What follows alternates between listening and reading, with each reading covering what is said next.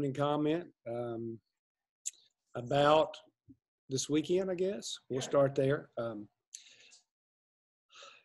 was really happy how we played. Obviously we got behind again 10-0, just like we did a week before. I felt that our defense really played well. They hung in there, again, kept the energy going offensively. We finally got on track, scored, and then had a couple opportunities to either tie the game and go ahead, and we just didn't make any plays. So I thought Trey played better. Again, we couldn't make any big explosive plays, and we didn't turn the ball over, which was a positive. But as I said after the game, we just got to find a way to score points, and that's what we're working on hopefully this week. Coach, now that you've kind of shuffled the defensive staff a little bit, how would you say that's worked so far? Well, we're pretty good. I'm at 10 points the last couple of games, and I thought we started playing pretty well against Rice. I just feel like they're doing a great job. One thing I've seen is we're gaining confidence on defense right now. That's one thing we didn't have. We're fairly healthy. So I'm just real excited about how they're playing, the energy they're playing with, and like I said at the game, I start seeing part of that old nasty bunch defense coming back.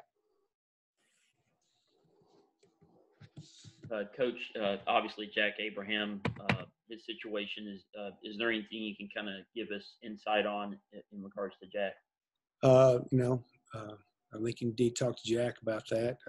One thing about Jack, he was here, and no one worked any harder than he did, and was more committed to this football team while he was here. But he's no longer here, and so our deal is next. Here we go.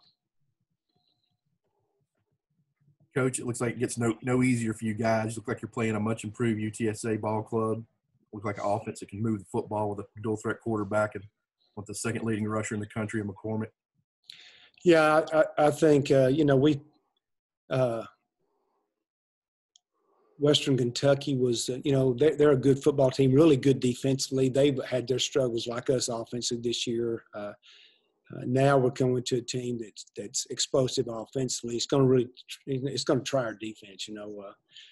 We are better on defense. I just don't know how good we are yet. We'll find out this week. But we've got a big task in front of us. We just got to try to hold them, as much as we can. They're a really good team. They're going to score some points. And so, offensively, we got to do a good job of taking care of the ball, get good field position. If we punt, we need to make some first downs. But offensively, we need to move the ball, and that's going to help us defensively, because it's a good football team. So we're going to have to play well in all three phases. And but I just think the big key for us this week is, against Western, we move the ball a little bit. On third down, we get close. We had a lot of 4th and 1s, and we got to make those first downs. If we can make some first downs and stay on the field, that's going to really help us defensively. Coach, is there a chance Tate can get back this week? Yeah, we think he's back. Yesterday he was running around throwing the ball, and he felt good. Says he feels like he's going to play this week. So hopefully we'll have him back, and that'll be a big boost, hopefully, for our offense.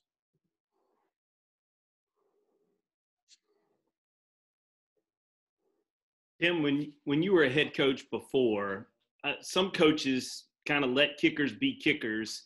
When Briggs missed the field goal on Saturday, what'd you say to him? What's your stance on? Are you a hands-on guy to your special teams guys and specialist guys, or are you kind of a guy to say, sometimes the best medicine for a kicker is no coaching at all, essentially? Well, I was a special teams coordinator for a long time. Of course, Coach Stringer is now Reed, does a great job with those guys, and so I let him handle them. I know how they are, and after a missed kick, the best thing to do is just leave them alone. They know how to handle the situation a lot better than football coaches do, so they're a different breed. I love Briggs to death. He's an excellent football player, excellent kicker. And so in those situations, the best thing to do is just leave him alone. I was hoping we'd get another chance. I know he was too, because I know what would have happened, the next time. But it didn't. But he's good, and he'll be fine, and that's just part of that business. And let's talk about Zachary Portlock. He entered the game with 7 total tackles on the season. He winds up with 8 tackles in the ball game for Western Kentucky. What led to maybe him getting out there on the field as much as he was on Saturday? And for those of us who haven't seen a lot of him, describe him to us. What kind of player he is? Zach has gotten better and better every year. He came as a walk-on, and we ended up putting him on scholarship. And he had played pretty well earlier this year in the game, but Santrell Latham's been playing so well, and Santrell tweaked his ankle and decided he couldn't go back out there, and so Zach came in and did what we thought Zach could do. Zach's, he's doing a great job in inside backer, and he had a phenomenal game. I was so proud of him. He played really well, and it just gives us some. We've got some good linebackers. Santrell got hurt, and then Swayze Bozeman's been out, and all those guys that come in and are doing a great job for us. And so that's a positive for us this year. I think we're good at inside backer. And so the good news, I think we may have Swayze back this week. And, of course, Santrell, I think, will be back. And so with Portlock, Hayes Maples, and Avery Harvest, those guys are active and play really well. Can you speak – I know you coached defense here for quite a while underneath Jay. Can you speak to how much the linebacker position has changed in your 42 years of coaching? I mean, those guys used to be guys that weighed 250, 260 and couldn't run 5 yards. And now, I mean, Santrell can run with the best of them. Well, it's become a speed game. And, you don't see much of that power-eyed, two-back, try to run over you anymore. It's sideline to sideline. So you got to have guys in there that can run. The other thing about a linebacker, they're kind of our quarterback on defense. And especially with all the stuff we do defensively, our linebackers are very, very intelligent. They got to make all the checks, and they make checks according to formations, back where the back's aligned. They check defenses. So it's not only a speed game for them; it's really an intelligence game. And right now, when we look for linebackers, one, they got to run, but number two, they got to be intelligent football players.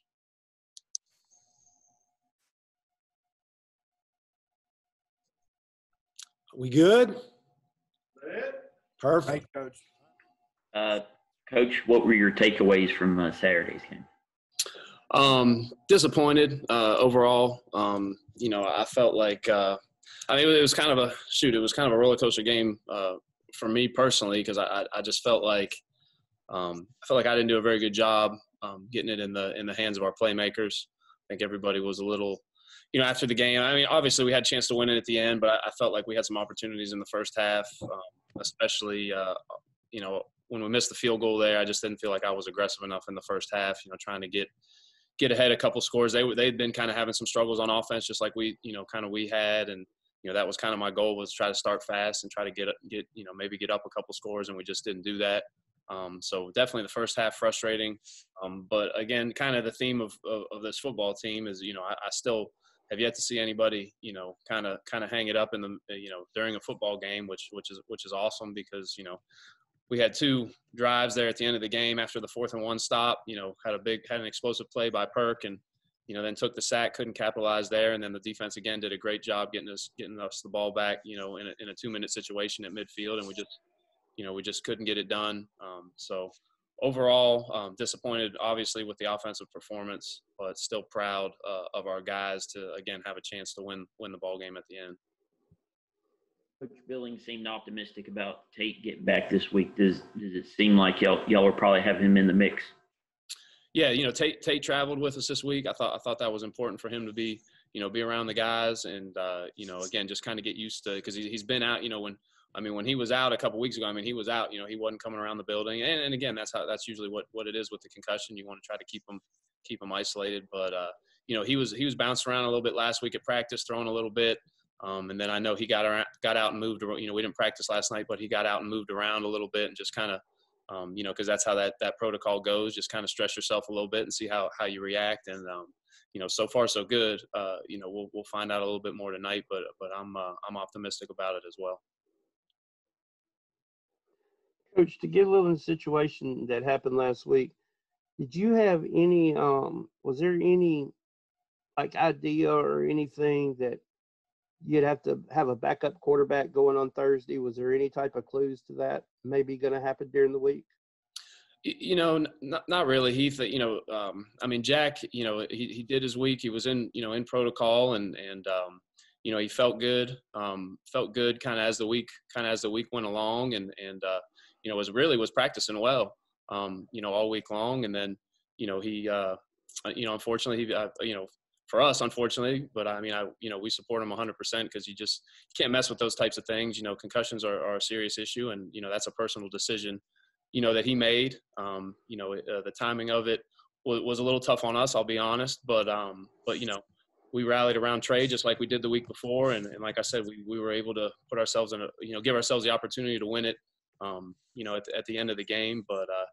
Just like any normal 2020 week, I say it was a normal 2020 week because it was abnormal. There hasn't really been a whole lot of rhythm, to the football season. And so that's, again, it's another testament to our guys' resiliency to adjust and, again, give ourselves a chance to win at the end of the game. Coach, obviously Trey hasn't gotten a whole lot of snaps with the ones, but he has had some work leading in that North Alabama game. Where do you think he really has to kind of take that next step, whenever he's on the field to get the passing game more, get it going more? Yeah, I think he's just got to let it rip, Patrick. He's a strong kid. Obviously, he has a strong arm. I think everybody can see that. He threw a couple of really nice balls on Saturday. He kind of, asked a couple people, asked me how I thought I played. I thought he played like a guy that's made his second collegiate start, that's been kind of third on the depth chart, all season long. So, there's no substitute for game reps for a quarterback. And I saw improvement, in Trey this game from, going back to the Rice game, to the North Alabama game, to this game.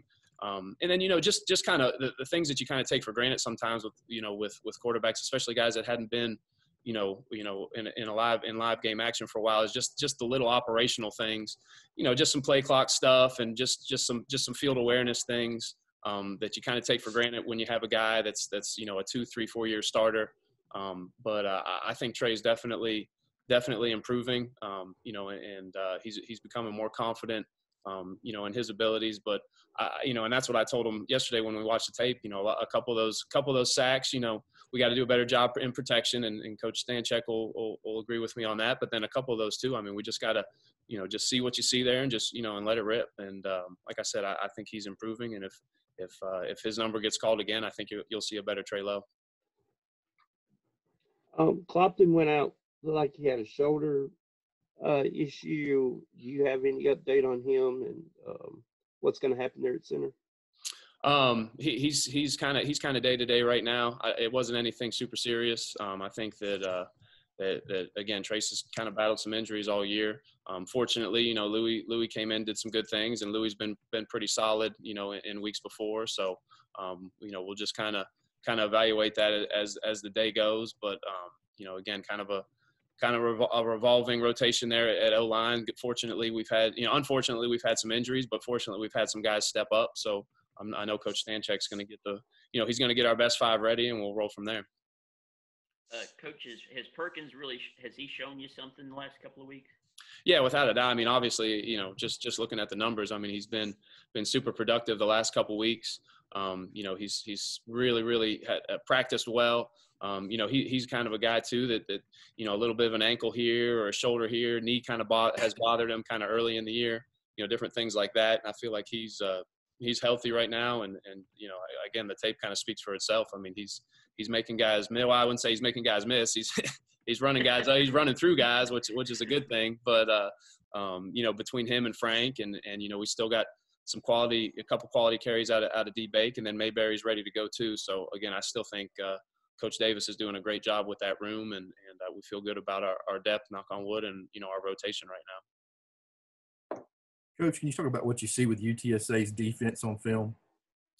Yeah, it's kind of I don't want to say relief, but we've seen a lot of even fronts the last couple of weeks. It kind of seemed like that was the theme for the season, and then now they're back to an odd front with that wolf. What Coach Peck calls the wolf there into the boundary, and so it's we kind of went back and went back to some of our fall camp ideas, just what we saw and what we did well kind of against our defense, because it really is Coach Billings was in there with us this morning. I mean, it's kind of what we do on defense. So. We've got some, as Coach Stanchek calls them, banked reps against that odd front, and a little bit looser on the back end with the coverage stuff. So hopefully we can again do a better job getting the ball outside to our talented receiver core, especially some underneath throws, and let those guys work.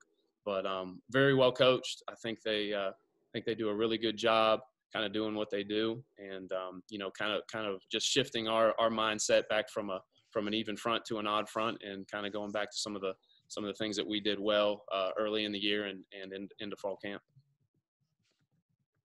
Can you speak to what it's been like in the quarterback room and how difficult it's been for you as far as game planning? I mean, just to hear the timeline of the week last week, I mean, that had to be incredibly different, because the differences between Jack Abraham and Trey Lowe, in my opinion, are vast. How difficult has it been for you, who's in a first year here, and trying to sort their talents and game plans, and trying to make sure you got the right, I guess, sets, if you will, for each one of those guys? Can you speak to maybe just the difficulty it's been?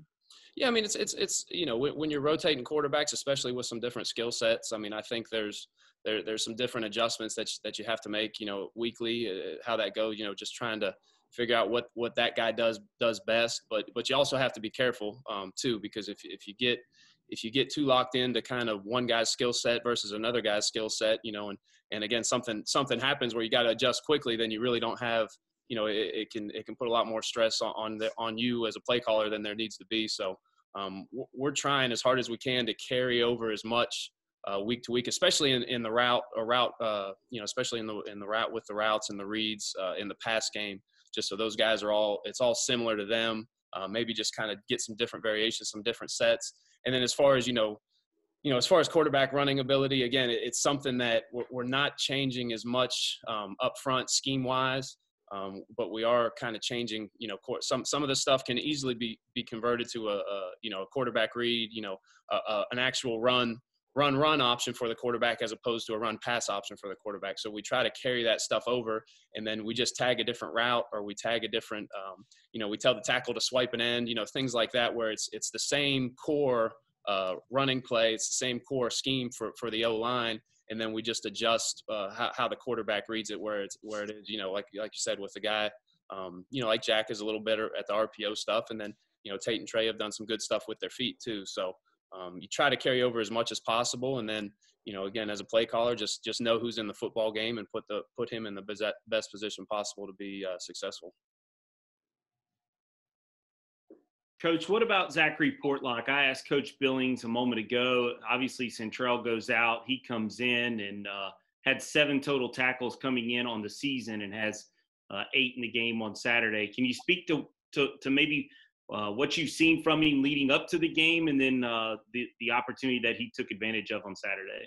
I mean, Zach's a really good football player. I actually recruited Zach to come here when I was here before from Mobile. He's a very intelligent football player. Has really good instincts as a linebacker, good technique as a linebacker. I would love to probably see him play more. Centrell has just been playing at such a high level, and then all of a sudden Centrell goes down and he gets his opportunity. And we actually talked about opportunities on Saturday, and he took advantage of his opportunity. He actually did a great job in North Texas game too when he played. That's right. Coach, can you talk about the look how much improved UTSA defense with Frank Harris back there at quarterback, and then of course McCormick's supposed to be back this week. It's a pretty good dual threat there. Very explosive offense. As I look at them, I think the quarterbacks are dual threats. Very big arms, can throw the deep ball extremely well, can use their legs to get out of any kind of pressure situations. Definitely can run the ball as well in any read game. I think their offensive line actually is coached extremely well. I think they've got very good size, tight end number 4 is extremely good blocker, plays very hard. I've been actually very impressed with him. I think the receivers are all really good. You know, they could all, you know, take the deep ball. They throw the deep ball extremely well. I think it's a very good offense. I really do. I think this is a very good looking offense. And I mean, we're going to definitely for sure have our hands full for 60 minutes against these guys.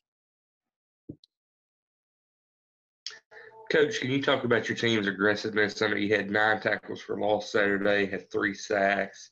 Seems like the defense is just kind of coming around the past couple of games. Getting better. You know, I mean, you know, if you really look at it, how many new guys we had from the start, you know, had no spring ball, had a 10-day football camp, and playing defense for the first time. I mean, they should be getting better at this point, and I'm proud of them. The one thing I'm proud of this group of more than anything is no matter what, they've continued to come to work every single day to get better, and I think it's starting to show. You know, so I'm very proud of their work ethic. They haven't quit. They fought. They don't care about the situation. They just come to work knowing that they're just trying to get better at their craft, get better at their trade, and hopefully we continue to get better this last 4 weeks. Tykeem, can you tell us a little bit about your progression this year on the offensive line and, you know, talk about the offensive line with all the changes that's happened. How are you guys able to, stay together and get better at running throughout the season? Can you talk a little bit about that? Well, with us is basically it's do or die time. Anytime we step on the field together, you know, we're a band of brothers all the time. And with me transferring from a junior college, transferring to a D1, it was kind of hard at first because, you know, you come in, you expect to, like, start off the rip and stuff like that, but I didn't. So, you know, I had to be prepared for that change and, like, progress my way through. And, you know, eventually everything started coming together. And, like, yeah, that's about it. Tykeem, on that the 90-yard drive there later in the game, can you talk about what got clicking for you guys up front during that drive? Y'all really seemed to, you know, push on those guys on that drive. Well, mainly they cheap shotted one of our teammates. So, yeah, it was go time then. You know, hey, we not gonna let you disrespect our brother. You mess with one of us, mess with all of us. And, you know, everything just came together. We just had to finish it. What's the greatest difference for an offensive line with the quarterback rotation? How you've probably practiced with Jack, you've probably practiced with Tate, and then I would imagine a few reps with Trey over the last couple of weeks.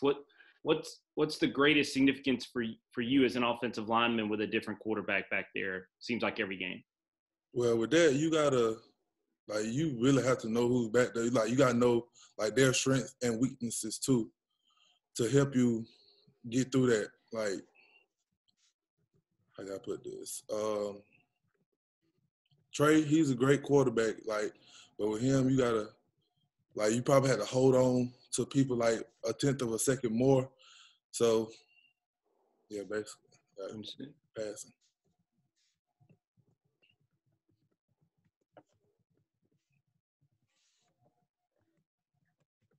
Tykeem, what do you see out of UTSA's front seven y'all are going to deal with Saturday?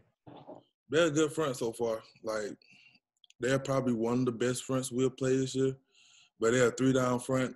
And, like, with our defense, we work that all the time. So it should be very easy for us to pick it up.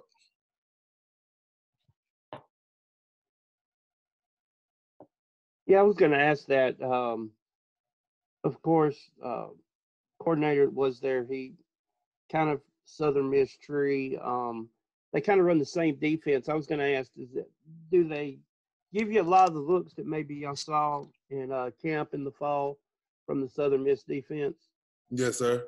Our defense throw all kinds of fronts at us. So with that, this pretty much ain't nothing we haven't seen yet. Tykeem, what's it like as an offensive line when a defense is going to bring pressure or maybe show pressure? How much of it is communication? How much of it is maybe identifying who you feel is coming at that time? Like take us to the field. Like, what's that like to have a team kind of bouncing around the line of scrimmage, sort of showing you all this pressure, and then maybe they don't come? How does that work? It depends on what our call may be on at that time. Like with passing down situations, those teams mainly bring a lot of pressure. So with that, you have to we vertical, like we set back, so we can try to figure out who all coming at the same time. So mainly, you got to know that you're gonna have the down lineman, the down D lineman, and then it's always gonna be that one or two extra people that's coming. So you gotta get back and just see it. Just from watching the UTSA film, looks like they got some good length on the outside at receiver. Kind of tell me what you see from those guys. Honestly, I feel like this really not too much we haven't seen before, because we have some really good receivers on our team as well that we go up against every single day. So we just kind of have to game plan, figure out their strengths, their weaknesses, and how we can use that against them. We list you at 5'10". Nowadays, you're considered a small corner. I mean, these guys sometimes nowadays are 6'1", 6'2", 6'3", can run. For you, when you're facing a receiver of that length, what's the secret for your success on how you're going to cover him, and maybe what's your trick, if you will, of what you're going to do to handle size like that? Well, really what it is that obviously they they got a little bit of length on me, so sometimes I got to really utilize my speed, get in and out of situations, and then also try to catch them off guard sometimes, because a lot of times I try to get physical really quick and early before they can catch it, and sometimes I have to, like I said, play quick with my feet and just use my speed against them. How much in Coach Peck's defensive scheme is what I would call kind of masking and making that quarterback think you're doing one thing when you're actually going to do the opposite? Like how much is that going on the field today versus quarterbacks today that seem to be in a 5 to 7 yard shotgun and kind of surveying the secondary at all times? Yeah, so we have a really good scheme going on. We like to change up our looks and try to disguise exactly what it is that we're doing, because a lot of these quarterbacks are getting a lot smarter nowadays. So they are just generals. They see what's going to happen before it really happens. So as long as we change that up, we can kind of keep them confused on what's going on, so we don't necessarily give it away where their sweet spots may be. How do you think Coach Billings' changes with the defensive coaches have worked out for you guys these past couple weeks? Coach Billings, I mean, he stepped up in an unfortunate time, but he's been doing amazing. He's been showing a lot of support, and I mean, he doesn't really want to change too much with us. He just wants us to go out there and play hard, and just stick to our system and trust and believe in what's going on, despite all the adversity that's going on so far this year.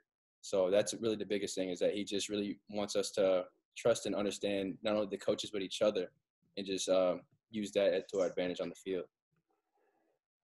Camron, what is I guess last week and the week before, what do you think is the one thing on defense that is really sparked for you guys that you're playing well the past 2 weeks? What's maybe something that the defense did, or as a group, or what is something that's helped turn that corner a little bit? The biggest thing I've noticed in the past couple of weeks is that we go out there and our intent is to have fun. A lot of guys go out there and they get nervous about the assignment or what exactly is they have to do in executing their jobs. But the past couple of weeks, man, we've just been going out there. We've been having fun together. And that's been the biggest thing to help us keep on going and keep improving, and just understanding that we're going out there with a sole purpose, and that's just to have fun. And when you have fun is when you tend to do well in the games, You tend to have a nose for the football. You had a fumble recovery against Rice. You forced a fumble on Saturday. Where'd that sort of develop? Maybe who do you look to mimic your game after that maybe is a guy that you look up to and maybe model your game after?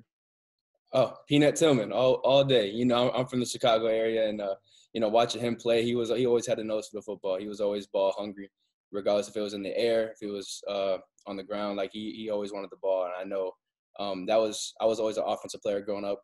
So having the ball in my hands, I loved it. So playing defense kind of helps me flip that switch a little bit. Like, all right, yeah, I really want that ball. When did you make the switch to defense?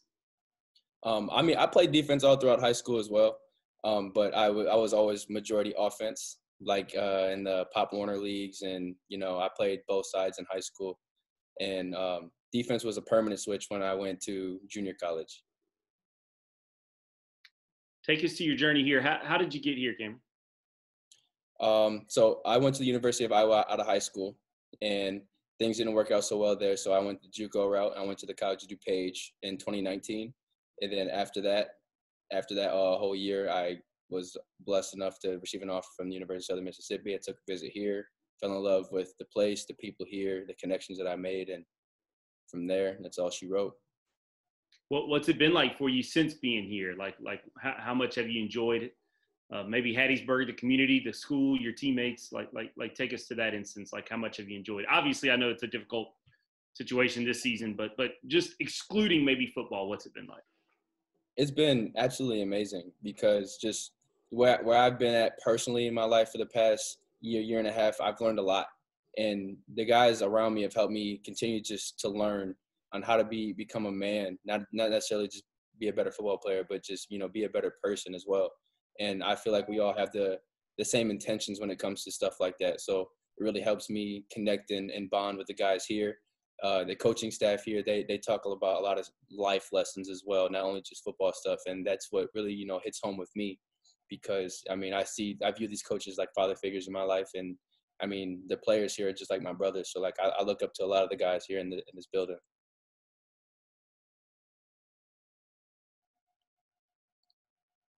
Anything else? That's it. Thank you. All good. Yeah. Thanks, Cam. Thank you, guys. Appreciate it, man. Thank you. Thank you. While I have you guys on here, we're looking at getting Coach Liner and another couple of players tomorrow. Just wanted to see if that was something you guys might be interested in. Maybe 11 a.m. or so. Sounds good to me. All right, I got to touch base with him on it at least, but he seemed like he was open to that last week. And we'll try to make a more regular schedule. Of course, non-conference is tough because they play on such scattered days, but we'll look to make that. Oh, and also, if you haven't made your credential request for UTSA, make sure you do that as well. So, all right, that's it for me. We'll send this out to y'all shortly. Thanks, David. Buddy. Have a good one.